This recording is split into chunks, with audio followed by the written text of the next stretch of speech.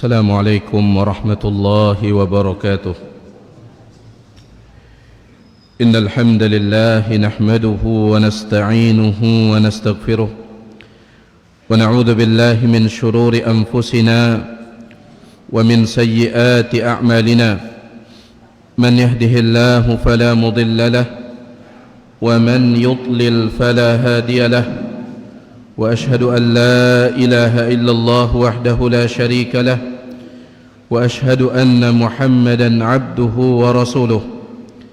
أما بعد فإن أصدق الحديث كتاب الله وخير الهدي هدي محمد صلى الله عليه وسلم وشر الأمور محدثاتها فإن كل محدثة بدعة وكل بدعة ضلالة وكل ضلالة في النار. Para jamaah sekalian, rahimani wa rahimakumullah.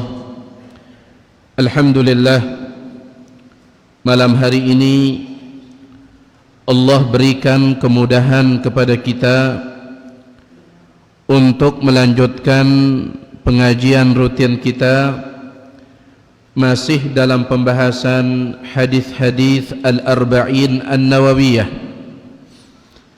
kumpulan 40 hadis yang dikumpulkan oleh Al-Imam An-Nawawi rahimahullahu ta'ala.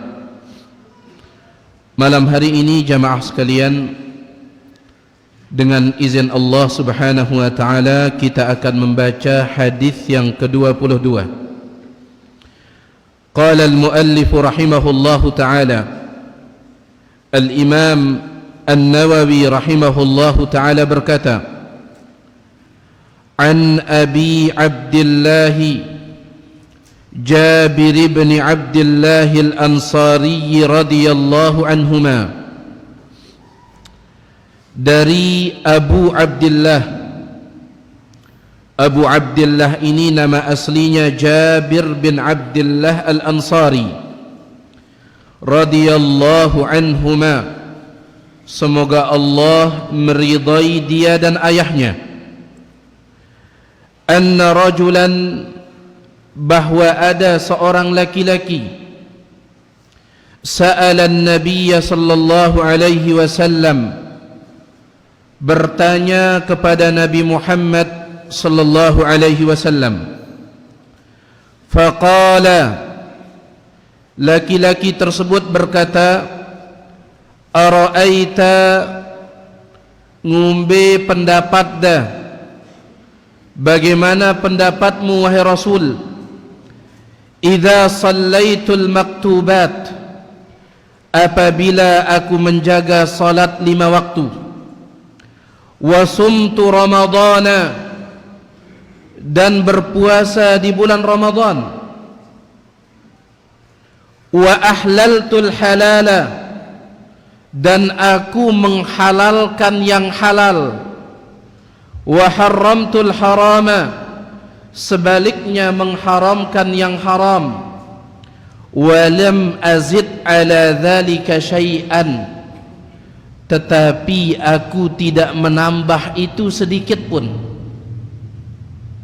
Jaga salat 5 waktu, puasa di bulan Ramadan, yang halal tiang halalkan, yang haram tiang haramkan, dan saya tidak menambahnya dengan yang sunnah.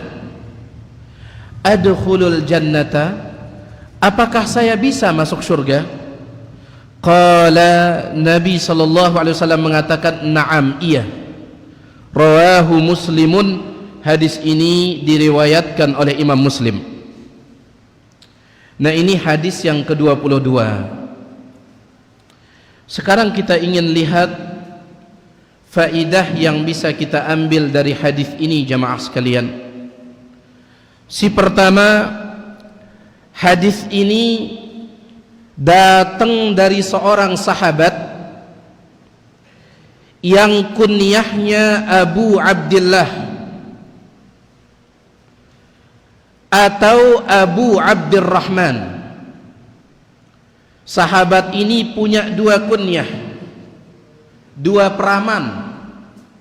Peraman yang pertama Abu Abdillah, Peraman yang kedua Abu Abdurrahman.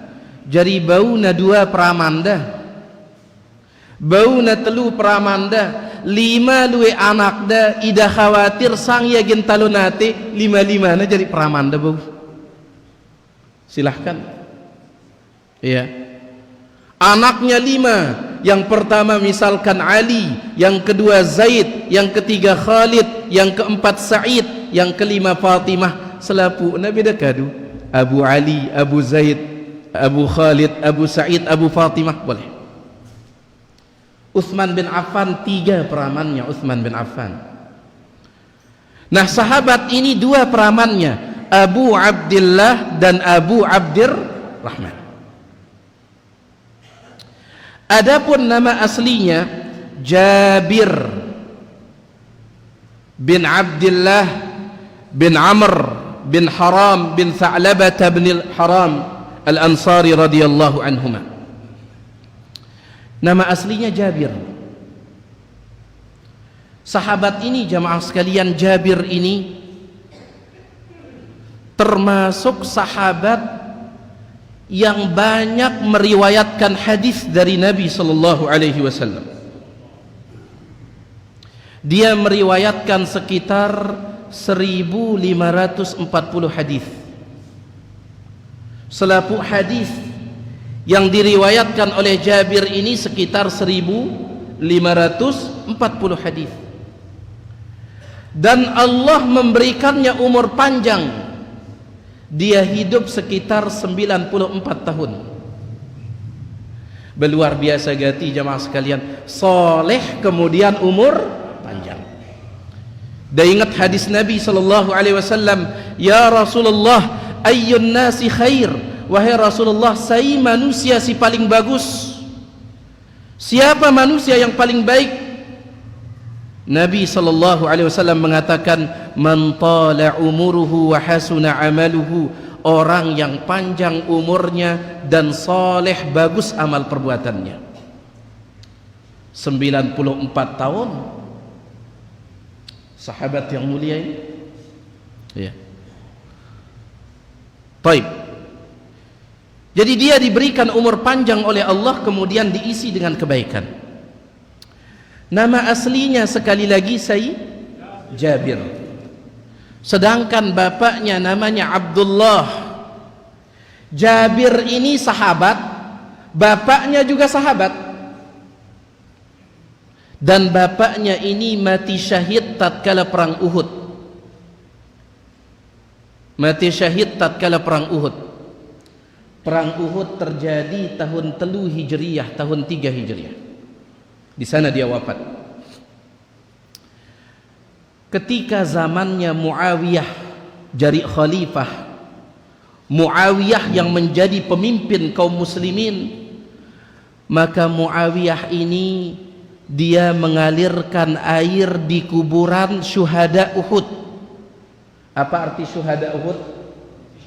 Orang-orang yang mati syahid di perang Uhud. Kuburan mereka di sana, di dekat Uhud itu, di dekat gunung Uhud. Tatkala Muawiyah jadi khalifah, Muawiyah ini dia mengalirkan air, dan air ini melewati kuburan Uhud, sehingga jenazah-jenazah sahabat si meninggal dunia di perang Uhud itu, jenazah mereka keluar dari kubur itu. Karena tanahnya kan padang pasir ini, di tegial lalu tanah harap ini, ya. Sehingga ketika dialirkan oleh Muawiyah, sebagian jenazah itu naik, termasuk jenazah bapaknya Jabir. Maka mendengar jenazah bapaknya ikut naik keluar dari kubur, ya, maka langsung Jabir ini dia lari menuju Uhud.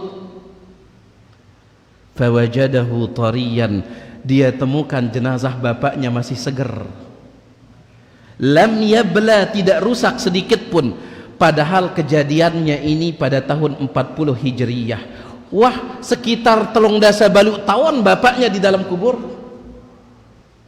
Perang Uhud terjadi tahun 3 Hijriyah, sedangkan Muawiyah jadi pemimpin tahun 40 Hijriyah.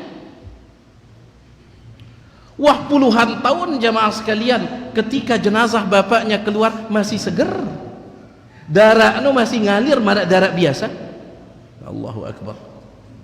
Ya, subhanallah. Taib. Radhiyallahu anhuma, semoga Allah meridai mereka berdua dan juga para sahabat yang lain. Jadi hadis ini datang dari seorang sahabat, nama aslinya Jabir bin Abdullah, cuman pramannya Abu Abdullah atau Abu Abdurrahman. Taib.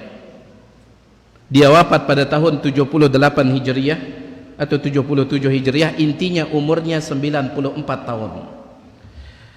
Taib. Faidah yang kedua, dikatakan oleh Syekh Ibn Utsaimin,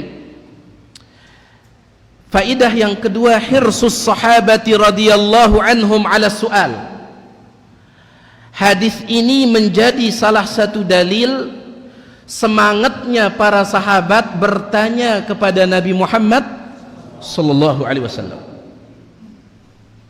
Semangat para sahabat ini, geger para sahabat bertanya kepada Nabi alaihi salatu wasallam. Jabir bin Abdullah bercerita, ada seorang laki-laki datang kepada Nabi alaihi salatu wasallam kemudian bertanya, "Ya Rasulullah, ngombe pendapat dah.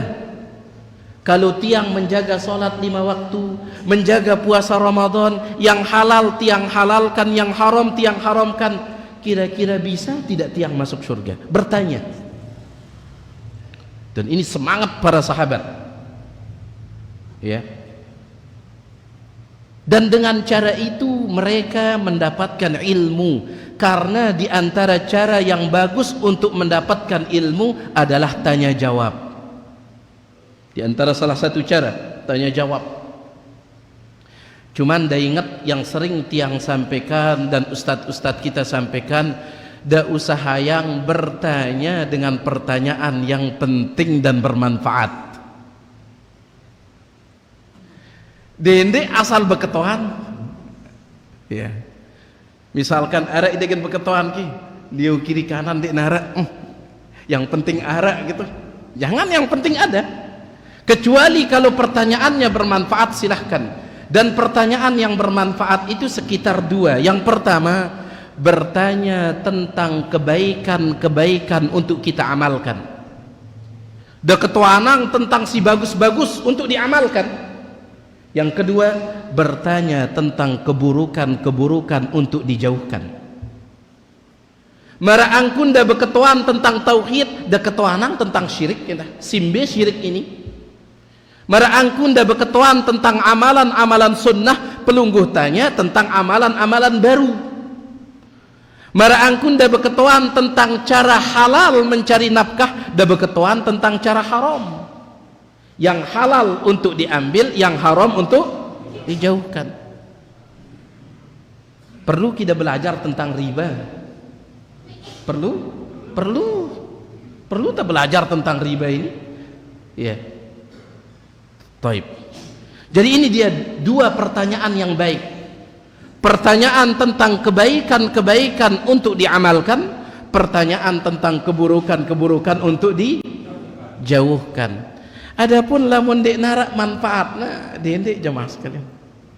Dendek. Iya. Misalkan ada ida beketuan ngombe ke warna tembok surga misalkan. Dendek narak manfaatna. Ya. Ngombe warna tembok surga, ngombe lah, ini enggak ada manfaatnya. Tapi ini faedah yang kedua, sahabat itu semangat di dalam bertanya. Faedah yang ketiga dari hadis ini, bayanu ghayatis sahabati radhiyallahu anhum. Hadis ini menunjukkan tujuan hidup para sahabat radhiyallahu anhum. Wa anna ghayatas syai'i indahum dukhulul jannah, bahwa tujuan hidup mereka itu surga. Ya Rasulullah, ngombe pendapat dalam tiang menjaga solat 5 waktu, puasa Ramadan, yang halal tiang halalkan, yang haram tiang haramkan, adkhulul jannah, bisa tidak tiang masuk surga? Itu inti pertanyaannya, masuk surga ini. Itu tujuan hidupnya para sahabat, surga. Ya. Dalam hadis riwayat Imam Muslim, bahkan surganya mereka tidak main-main. Kadang yang maaf sebagian kita mengatakan yang penting tatama surga tingkat pira-pira, wah. Ada yang mengatakan seperti itu. Kalau para sahabat ini mereka punya semangat cita-cita yang tinggi, persis seperti yang disabdakan oleh Nabi Muhammad sallallahu alaihi wasallam, "Idza sa'altumullaha," kalau kalian minta kepada Allah lamun dah ngendeng timpa Allah, fas'aluhul firdaus, dendek dah tanggung-tanggung minta surga firdaus, fa innahu a'lal jannah, surga firdaus surga paling tinggi, wa awsatul jannah paling baik, wa arshuha wa saqfuha arsyur rahman, yang menjadi atapnya arsy Allah subhanahu wa ta'ala. Dendek dah tanggung-tanggung ya. Ada seorang sahabat yang bernama Rabi'ah bin Ka'ab al-Aslami, dalam hadis riwayat Imam Muslim. Sahabat ini dia menyediakan dan menyiapkan air wudu Nabi Muhammad sallallahu alaihi wasallam untuk salat tahajud. Tatkala Nabi minta uras salat tahajud, ketika beliau akan mencari air wudu, ternyata air wudu sudah siap. Air wudu sudah siap. Maka Nabi SAW berkatakan, saya nyiapang air wudu tiang ini. Rabi'ah bin Ka'ab al-Aslami mengatakan, tiang wahai Rasul. Kata Nabi SAW, sal hajatan, sebut apa permintaanmu, aku akan mintakan engkau kepada Allah subhanahu wa ta'ala. Kata dia, ya Rasulullah, as'aluka murafaqataka fil jannah. Ya Rasulullah, saya ingin tetap bersama anda di surga nanti. Mara'angkun tabarang lek dunia, saya ingin bersama anda di surga. Kata Nabi SAW, awa gaira dhalik, di narak silayan ke, ya ini tinggi nih, ada tidak yang lain? Kata huwadak, hanya itu wahai Rasul. Permintaan saya adalah mara'angkunta, sebagaimana kita bareng-bareng hidup di dunia, saya ingin bareng-bareng bersama anda di surga. Maka Nabi SAW mengatakan, fa'a'inni ala nafsika bi kathratis sujud, kalau begitu perbanyak salat sunnah. Jadi surga tujuannya. Dan kalau mereka sudah sampai di tujuan itu, mereka tidak ingin lama-lama tinggal di dunia. Kalau mereka sudah sampai di tujuan yaitu surga, mereka tidak ingin lama-lama tinggal di dunia. Ada seorang sahabat namanya Umair ibnul Humam. Umair ibnul Humam. Tatkala perang Badar, jamaah sekalian, umat Islam 319 orang. Orang kafir Quraisy 1000 orang. Tarung. Maka sahabat ini Umair ibnul Humam, ya wah lelah wah bertarung ini, maka dia pun mundur untuk istirahat sebentar. Mundur untuk istirahat sebentar. Lamun perang nengka kan nembak dari jauh sambil ngaken nembak, ngaken nembak. Wah ini saling rantek zaman dulu ini. Ya. Makanya lelah sekali dia. Akhirnya dia mundur untuk istirahat sebentar. Umair ibnul Humam. Kemudian dia keluarkan beberapa biji kurma dari kantongnya untuk dia makan. Ya, dia keluarkan. Lalu dia ambil satu biji, kemudian dia makan. Tatkala dia memakan ini, ya, satu biji ini tatkala dia memakannya, tiba-tiba Nabi SAW mengatakan, kumu ila jannatin arduhas samawati wal ard. Ayo berdiri, berdiri, kejar surga yang luasnya seluas langit dan bumi. Dendek pada tokol-tokol ke huras, kejar surga yang luasnya seluas langit dan bumi. Maka sahabat ini Umair ibn al-Humam mengatakan, bah ini bahasa Persia, lamun bahasa anta wah ya, lamun bahasan kanak bajang wow begitu. Nabi SAW mengatakan, ke daripada uras, kejar surga yang luasnya seluas langit dan bumi. Bah Ya kagum, ya bengak. Kata Nabi SAW, ma hamalaka ala qaulika bakhbakh, kenapa engkau mengatakan bakhbakh? Kata dia, tidak ada wahai Rasul, saya sekedar takjub, sekedar kagum mendengar surga luasnya seluas langit dan bumi, raja'ata an akuna min ahliha, seandainya saya termasuk penduduknya. Kata Nabi SAW, anta minhum, engkau salah satunya. Sampai tujuan tidak ini? Sudah sampai tujuan? Sudah sampai tujuan, meskipun masih hidup di dunia, tapi dia sudah sampai tujuan. Engkau termasuk penduduknya. Langsung dia masih mengunyah korma si pertama itu, langsung dia stop mengunyahnya. Kemudian dia keluarkan dari mulutnya, dia katakan, ya Rasulullah, kalau saya habiskan korma ini, padahal pelungguh sudah mengatakan saya penduduk surga, terlalu lama saya hidup di dunia. Allahu Akbar. Terlalu lama saya hidup di dunia. Makan itu butuh waktu tidak? Butuh waktu. Sepiring 10 menit, arak 20 menit. Suwe lalu tianggin hidup di dunia setelah Anda mengatakan saya penduduk surga. Dia buang kurma itu, kemudian maju bertempur, akhirnya mati syahid. Jadi ini tujuan hidup para sahabat itu surga. Tujuan hidup mereka surga. Dan kalau sudah sampai tujuan, ya, mereka tidak ingin lama-lama di dunia ini. Baik. Ini faidah yang ketiga. Faidah yang keempat dari hadis ini, annal insana idza iqtasara 'ala as-salati al-maktubati fala lawma 'alayhi wala yuhramu min dukhulil jannah.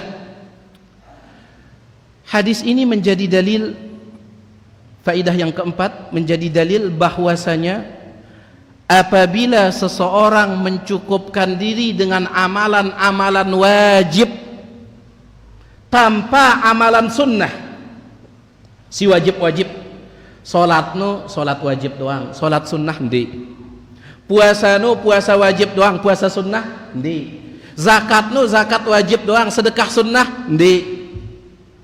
Orang yang mencukupkan diri dengan yang wajib itu masih ada peluang untuk selamat, masih ada kesempatan insya Allah untuk masuk surga, ya, meskipun tidak ditambah dengan yang sunnah. Sahabat ini mengatakan, ya Rasulullah, ngumbe pendapat dah kalau tiang menjaga solat 5 waktu, iya sih wajib. Kemudian puasa di bulan Ramadan, iya sih wajib. Yang halal tiang halalkan, ini wajib. Ini menghalalkan yang halal itu wajib. Yang haram tiang haramkan, ini wajib. Adkhulul jannah, bisa tidak tiang masuk surga? Kata Nabi SAW, na'am, iya. Lagu tentu jamaah sekalian kurang bagus, ya.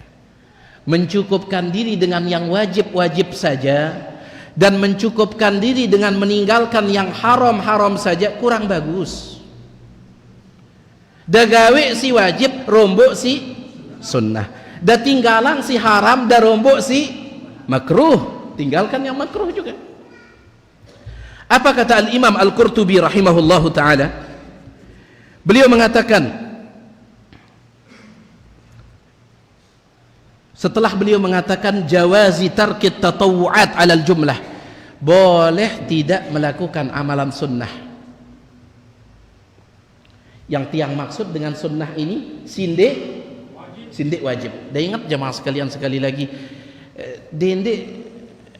dendek takadu istilah-istilah dulu itu. Lamun sunnah anggap panta berarti dekna wajib. Lamun dagawe mau pahala, lamun dia ngumbi-ngumbi. Payu ketika kita ajak teh ngaji sunnah, ida-ida kah? Mesti ngaji sunnah ini, lamun dah ngaji mau pahala, lamun teh ngaji tauhid kan ini pengajian sunnah, balamun dah ngaji. Tidak seperti itu. Iya.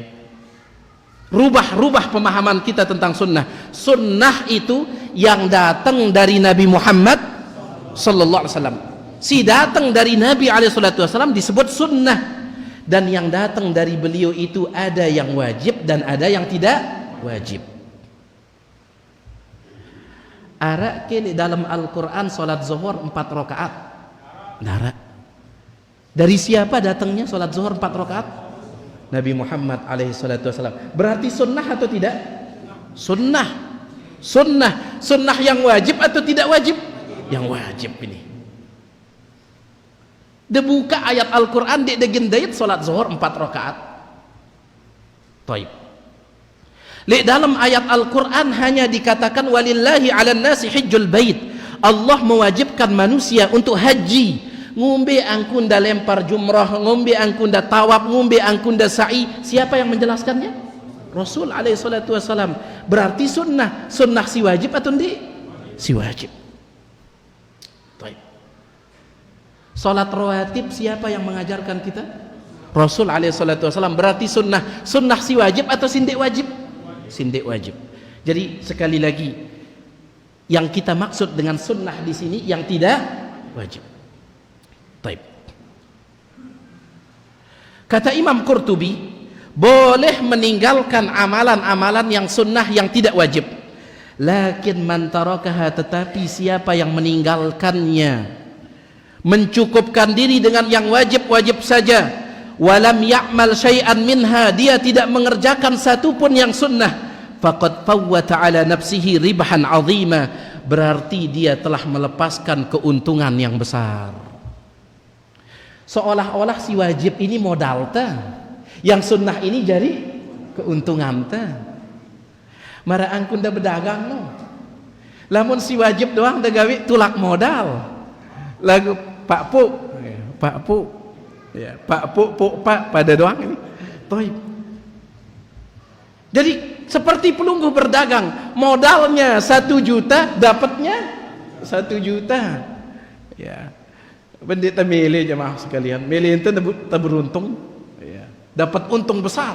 Kata beliau di sini, kalau dia mencukupkan diri dengan yang wajib saja, tidak jadi masalah.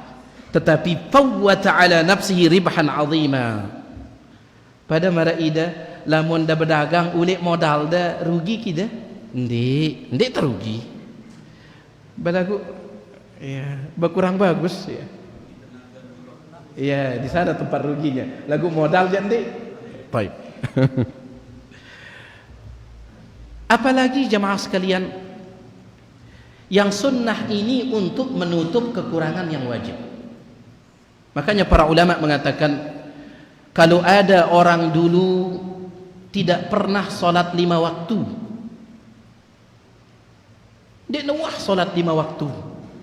Ketika dia umur 40 tahun baru dia sadar, kemudian mulai dia bertaubat. Bagaimana caranya sholat yang dia tinggalkan bertahun-tahun itu? Apakah diqadha? Para ulama mengatakan tidak ada qadhanya.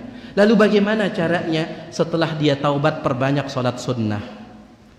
Perbanyak sholat sunnah setelah taubat. Jaga rawatib, jaga duha, jaga sholat tahajud. Itu cara menutup kekurangan sholat wajib yang dia tinggalkan. Ara dengan layak, misalkan jamaah sekalian, bulan Ramadan tidak pernah puasa. Setelah umur 40 tahun baru sadar, kemudian taubat, ngombe angkun puasa yang sekian puluh tahun itu. Maka di sini Syekhul Islam Ibnu Taimiyah mengatakan, setelah taubat perbanyak puasa sunnah, itu insya Allah akan menutupnya. Angka subhanallah, jangan entengkan yang sunnah ini. Meskipun mencukupkan diri dengan yang wajib, masih ada kesempatan selamat. Bahkan ada seorang sahabat datang timpa Nabi SAW berkatuan, ya Rasulullah, apa solat yang Allah wajibkan kepada kita? Kata Nabi SAW, solat 5 waktu sejelo sekelem. Apa puasa yang Allah wajibkan kepada kita? Kata Nabi SAW, puasa Ramadan. Apa zakat yang diwajibkan? Disebutkan zakat mal. Dia tanya semuanya, yang wajib. Arak perombokna wahai Rasul, tidak ada kecuali kalau engkau melakukan yang sunnah. Kalau engkau tambah berarti sunnah. Kata dia, demi Allah, bersumpah dia, demi Allah, saya tidak akan menambahnya dengan yang sunnah. Bersumpah di jilid Nabi SAW. Demi Allah cukup sholat 5 waktu, demi Allah cukup puasa Ramadan, demi Allah cukup zakat yang wajib, saya tidak mau dengan yang sunnah-sunnah ini. Taib. Kemudian dia pergi. Apa kata Nabi SAW? Aflaha in sadaq. Kalau dia jujur dengan ucapannya akan menjaga yang wajib, aflah, dia akan beruntung di akhirat nanti. Dalam riwayat yang lain, dakhalal jannata in sadaq, dia akan masuk surga kalau dia pegang ucapannya itu. Jadi masih ada kesempatan. Cuman si paling bagus rombok dengan yang sunnah. Baik. Ini faidah yang keempat. Lalu di dalam hadis ini tidak disebutkan zakat sama haji. Ya Rasulullah, ngombe pendapat dah kalau saya menjaga solat 5 waktu, kemudian puasa Ramadan, menghalalkan yang halal, mengharamkan yang haram, mbe haji no, mbe zakat no, tidak disebutkan dalam hadis ini. Padahal dikatakan dia menjaga yang wajib. Zakat wajib atau tidak? Wajib. Haji wajib atau tidak? Wajib. Tapi kenapa tidak disebutkan di sini? Adapun haji kemungkinan belum diwajibkan ketika dia bertanya itu. Kemungkinan belum diwajibkan. Lamun haji, dek mana turun kewajiban haji ketika dia datang beketuan ini. Baik. Itu haji. Adapun zakat tidak mungkin antum katakan belum diwajibkan. Kenapa? Zakat lebih dulu diwajibkan ketimbang puasa. Dan dia di sini nyebut apa? Puasa. Paham itu tidak ini?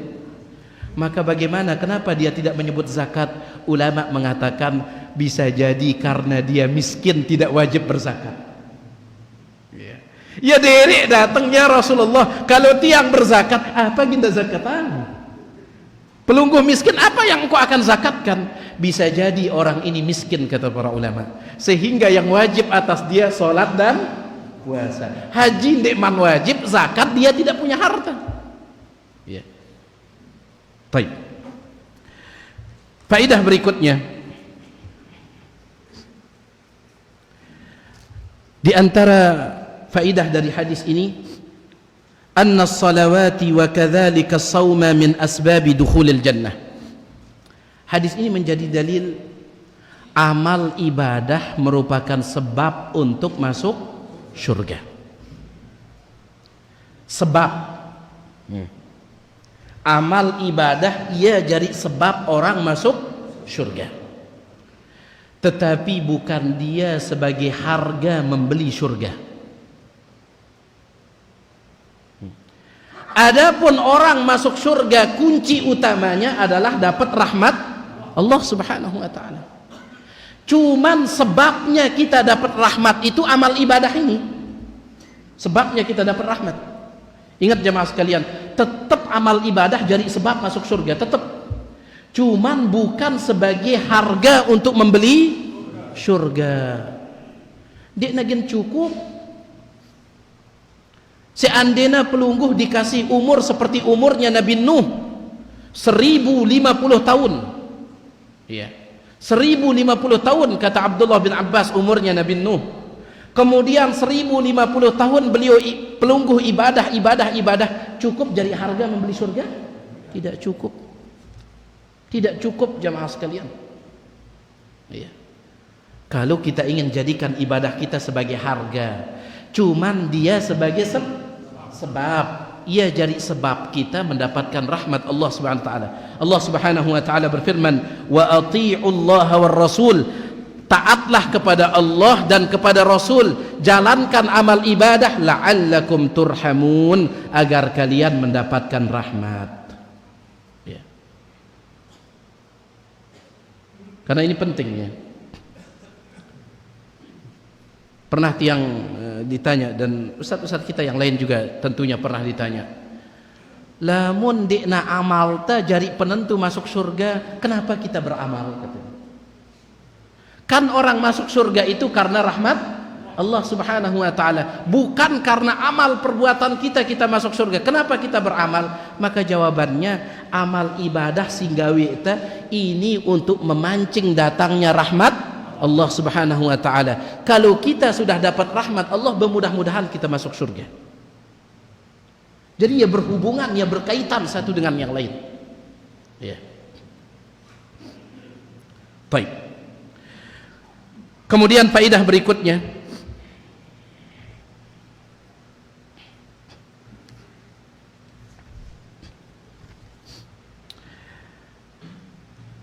anna tahlil al-halal wa tahrim al-haram huwa 'ammun fi jami'il muhallalat wal muharramat. Atau sebelumnya di sini Imam An-Nawawi tatkala menjelaskan, ya Rasulullah ngombe pendapat dah kalau tiang menjaga solat 5 waktu, kemudian puasa Ramadan, kemudian tiang menghalalkan yang halal dan mengharamkan yang haram. Apa maksudnya menghalalkan yang halal, mengharamkan yang haram? Imam Nawawi mengatakan, ahlaltul halal, menghalalkan yang halal, fa'altuhu mu'taqidan hillah, saya melakukannya sambil meyakini kehalalannya. Baik. Sedangkan mengharamkan yang haram, ijtanabtuhu, yaitu saya meninggalkan yang haram. Ada perhati yang beda ucapan Imam Nawawi ini. Lamun menghalalkan yang halal, saya melakukannya sambil meyakini halalnya. Kalau mengharamkan yang haram, saya meninggalkan yang haram. Dek narak sambil meyakini keharamannya. Jemaah sekalian, dari sini para ulama mengambil satu kaidah penting. Syariat Allah itu ada 2. Perintah, si kedua larangan. Yang butuh niat supaya dia sah, yang butuh niat supaya dia sah adalah perintah. Lamun larangan tidak butuh niat supaya dia sah. Tiang ulangi, yang butuh niat supaya dia sah itu apa? Perintah. Contoh, ida gen solat zuhur, kita ingin solat zuhur, perintah atau larangan ini? Perintah. Bagaimana kalau kita solat zuhur tetapi tidak ada niat solat zuhur, sah solat zuhurnya? Tidak sah. Tidak sah. Idagen puasa Ramadan, perlu niat tidak? Perlu. Kapan kita niat? Malam hari. Sampai Nabi SAW mengatakan, man lam yubayyitis siyam qabla al-fajri fala siyama lahu. Siapa yang tidak memasang niat sebelum subuh bulan Ramadan, sebelum subuh dia tidak pasang niat, maka tidak ada puasa baginya. Jadi kalau perintah ini butuh apa? Niat supaya dia sah. Adapun larangan tidak butuh niat, yang penting pelungguh tinggalkan. Ada orang melakukan riba, ke jauh ang riba, angkan dek mana niat ini? Saya tidak butuh niat pelungguh, tinggalkan. Kita tidak butuh niat meninggalkan riba, yang penting tinggalkan. Dia terganggu gen kena angkan dek mana niat tiang ninggalangnya riba ini. Dek mana niat katanya. Dalam larangan tidak butuh niat. Dalam larangan tidak butuh niat supaya dia sah. Baik. Bahkan ngendang maaf jemaah sekalian, misalkan rokok misalkan. Ngendang maaf. Ada orang meninggalkan rokok karena dia sakit. Itu sebab dia ninggalan rokok, ya batuk. Sah tidak meninggalkan rokoknya? Sah. Cuman dia mau pahala. Hati-hati, enggak dapat pahala. Jadi perintah itu butuh niat supaya dia sah. Adapun larangan tidak butuh niat supaya dia sah. Cuman dua-duanya butuh niat untuk dapat pahala. Nah, ini dia. Lamun sah jamaah sekalian, lamun sah hanya perintah yang butuh niat supaya sah. Lamun larangan tidak butuh niat supaya dia sah. Ada orang terpaksa dia meninggalkan riba, padahal tidak ada niatnya, lagu terpaksa tetap sah meninggalkannya. Baik, ini kalau urusan sah. Lagu lamun urusan pahala, dua-duanya butuh niat. Dua-duanya butuh niat.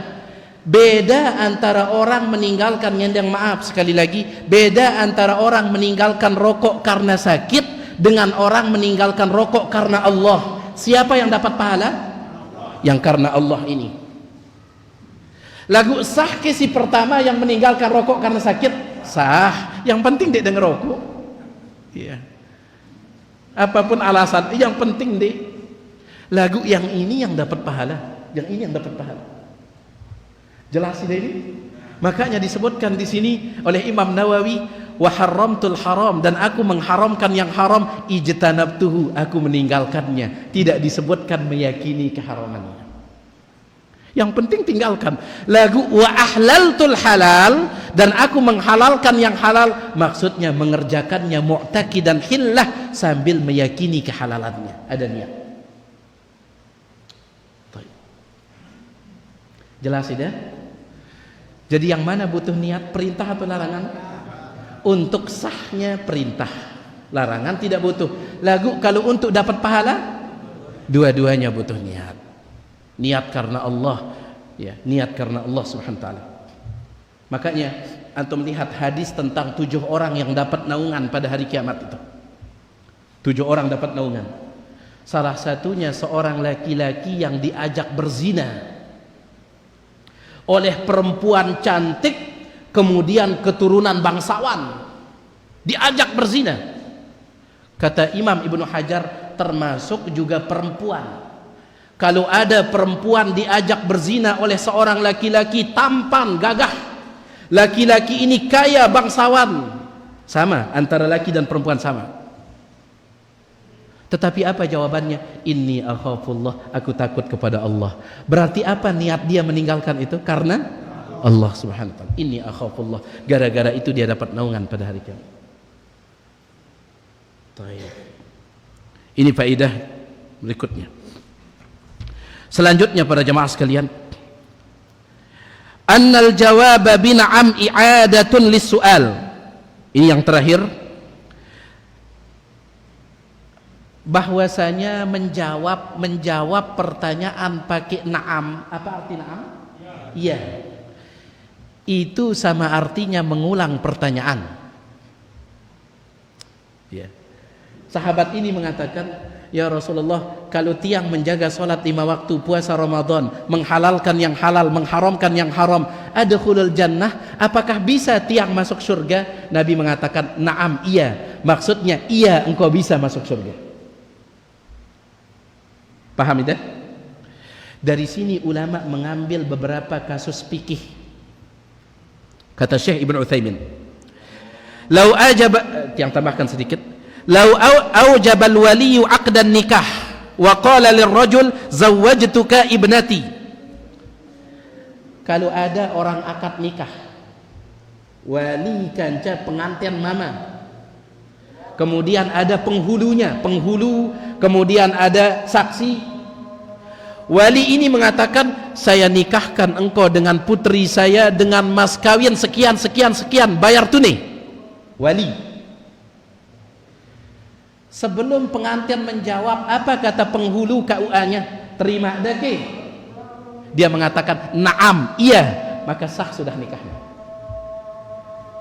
Sah nikahnya. Baik. Berarti mudah akad nikah ini. Dia ulang-ulang lalu. Subhanallah. Seolah-olah dia mengatakan, saya nikahkan engkau dengan putri saya, mas kawinnya sekian-sekian, bayar tunai. Kemudian itu berketuan, terima daki. Naam, iya. Seolah-olah dia mengatakan, saya terima nikahnya dengan mas kawin itu dibayar tunai. Seolah-olah itu. Ya. Subhanallah. Ya mudah. Balagu persulit tuh enggak? Rata-rata sebenarnya kenapa kita persulit? Karena lamun sekali ucap kurang seru katanya. Iya, ternyata sebabnya kurang seru no? Ya. Ulangin ya. Padahal dia alhamdulillah yang penting jelas, disebutkan oleh Syekh Ibnu Utsaimin di sini, zawwajtuka ibnati, aku nikahkan engkau dengan putriku. Fakulna lahu, kita berkata kepada pengantinnya, aqabilta, apakah engkau terima? Qala na'am, dia mengatakan iya. Fa innahu yakfi fil qabul, cukup sebagai qabulnya ini. wali sudah ijab dan ini cukup sebagai qabulnya. Jelas tidak? Ya. Taib. Sama juga jemaah sekalian, kalau ada orang mengatakan auqabta baitaka, apakah pelungguh mewakafkan rumah pelungguh? Wakapang dah ke balinda, faqala, dia mengatakan na'am, iya. Jatuh wakaf tidak? Jatuh wakaf. Tidak boleh nanti tatkala ini kan tiang tidak mengatakan wakaf, tiang sekedar mengatakan iya, cukup sudah itu. Cukup sudah itu. Ya, ini faedahnya ya. Baik. Wallahu taala a'la wa alam. Ini dia beberapa faedah dari hadis 22. Mudah-mudahan ada manfaatnya. Tiang yang maaf atas segala kurangan. Kalau ada yang pelunggu ingin tanyakan, tiang persilahkan selesai azan kalau ada.